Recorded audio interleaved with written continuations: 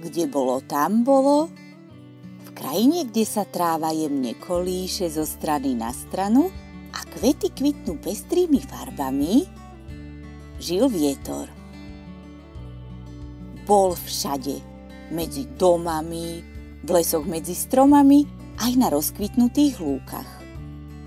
A predsa ho nikto nikdy nevidel.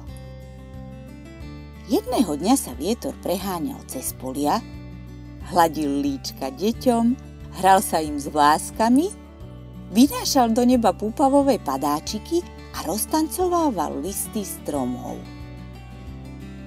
No ľudia kráčali okolo, ako by tam ani nebol. Nik ho nepozdravil, nik si ho nevšímal a nik ho ani nevidel. A tak bol vietor z toho smutný. Začal si myslieť, že neexistuje, že je ničím. Všetci vidia slnko, vnímajú jeho žltú farbu, šepkal si. Všetci vidia dážď a potom sa tešia z dúhy, ale ja som len vzduch, nie som nikým, vzdychol si. Až raz, v jeden tichý podvečer, sedelo jedno malé dievčatko na kameni pod vysokým stromom. Vlásky jej jemne tancovali a líčka mala červené ako dve jablčka. Usmiala sa, zahladila sa do diaľky a povedala jemným hláskom. Ďakujem ti, vietor, že mi hladíš tvár. Šíriš vôňu kvetov do celého sveta a robíš nebo živým. Viem, že si tu. Hoci ťa nevidím, cítim ťa. Si môj kamarát.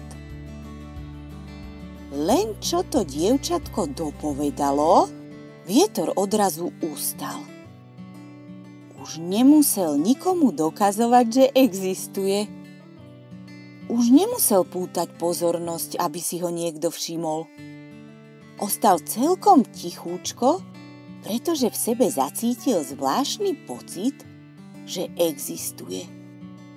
A čo viac, že je milovaný.